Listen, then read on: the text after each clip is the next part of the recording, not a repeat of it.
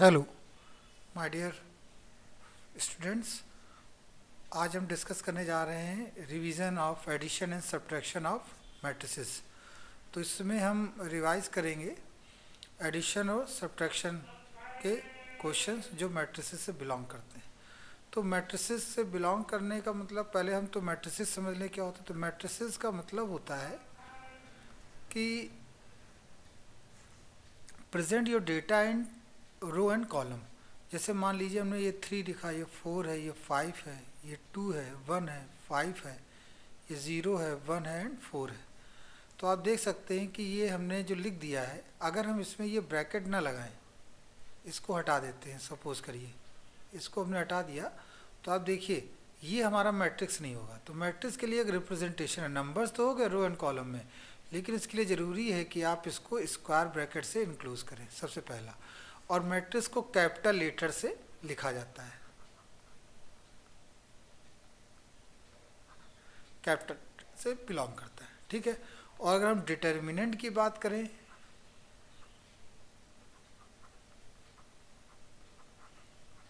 Determinants की बात करें तो उसके लिए उसका रिप्रेजेंटेशन क्या होता है, वो बिल्कुल ऐसे ही रहता है, 4 1 3 2 1 4 0 1 3। बस उसमें हम इस तरह से पहले लाइन ड्रॉ करते हैं। और इसके लिए कंपलसरी है, एक कंपलसरी क्या कंडीशन हम लिखें, कंडीशन है कि जो रो होता है वो कॉलम के इक्वल होना चाहिए, रो must equal two column.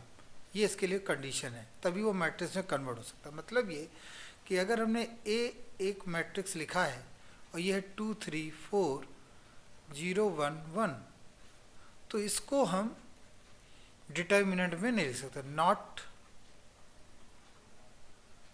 Can be written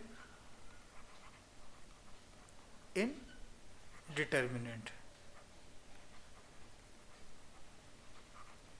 ठीक है। इसको हम डिटर्मिनेंट्स के फॉर्म में नहीं लिख सकते। सबसे पहले तो आप ये समझ लीजिए, क्योंकि हमने इसमें कई बातें बताई हैं पहले भी, और उन वीडियोस को आप देखेंगे तब आपको और अच्छी तरह से क्लियर हो जाएगा। लेकिन फिर भी हम कुछ कुछ बातें बार बार रिवाइज करते रहेंगे, जिससे कि आपको चीज़ें और क्लियर हो सकें। तो यहाँ पर अगर हम बात करें कि कब हम condition of addition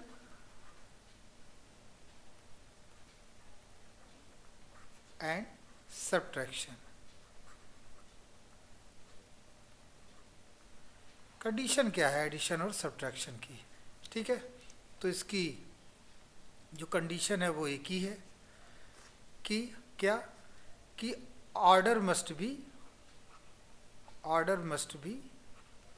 same, only one condition, order must be same of given matrix, order must be same of the given matrix. जो गिवन मैट्रिक्स उसका ऑर्डर सेम। जैसे ऑर्डर क्या होता है, तो जैसे हमने यहाँ पर ऑर्डर, व्हाट इज ऑर्डर, तो ऑर्डर के केस में अगर हम बात करें, जैसे ही हमने मैट्रिक्स लिखा ये 2 1 4 1 5 3, तो देखिए सबसे पहले तो रो लिखा जाता है, तो रो इस पर कितने हैं 2 और कॉलम कितने हैं 3, तो 2 क्रॉस 3 हो गया। तो हमेशा याद रखिए ऑर्डर में सबसे पहले स्क्वायर ब्रैकेट नहीं लगाते, ऑर्डर में रो लिखा जाता है क्रॉस कॉलम, ये लिखा जाता है ऑर्डर में। तो देखिए ये क्या हो जाएगा रो, और ये क्या हो जाएगा कॉलम, हो जाएगा कि नहीं।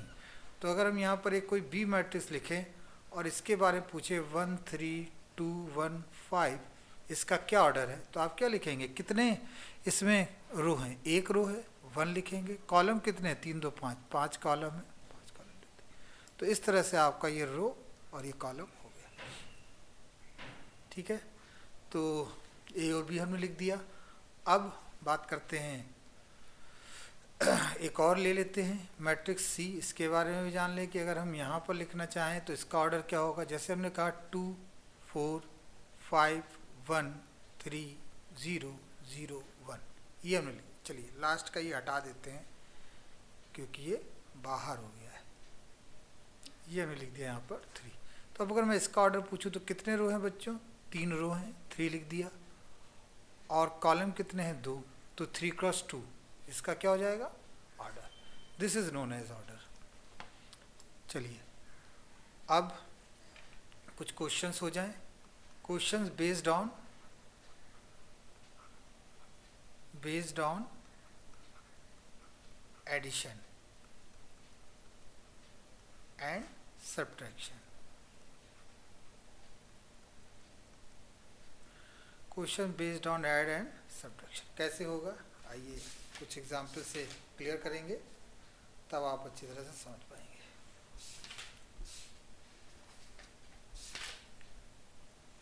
जैसे देखिए लिखा है ए, यहाँ पर ए है 3 4 -1 2 एंड बी है 4 -2 3 एंड 2 एंड सी है -2 2 -3 एंड -2।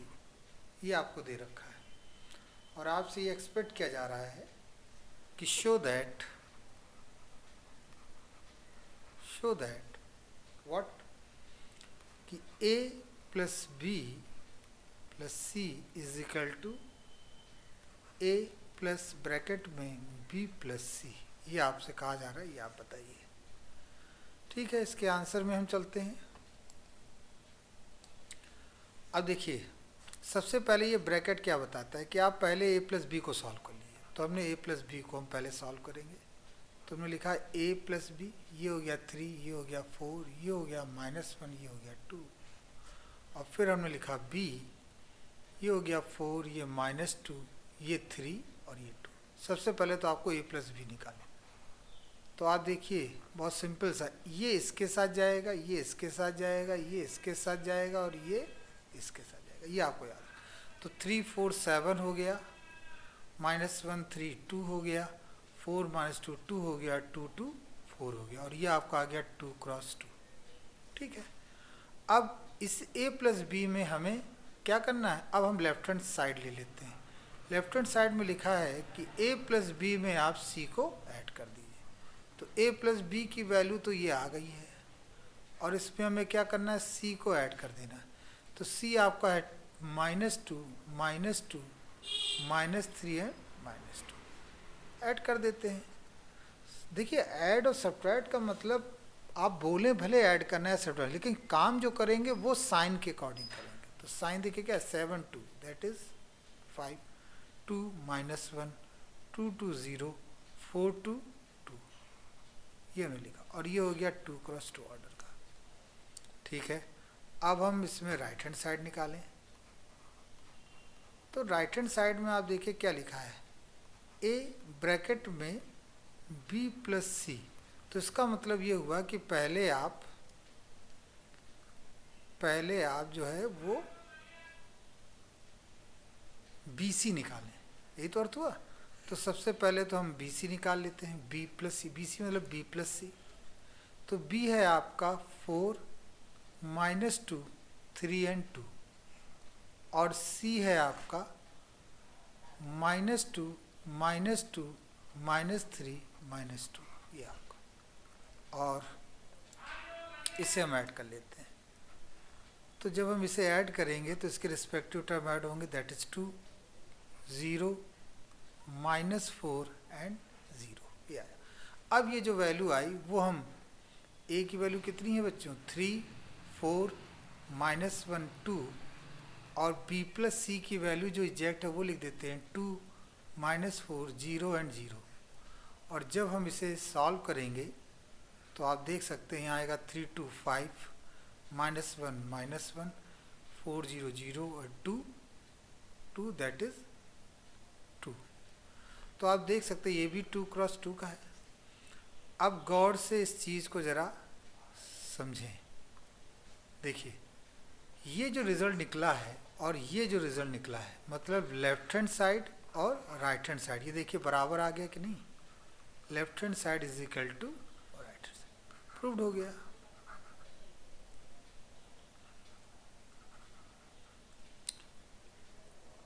यहाँ से ये प्रूव्ड हो गया।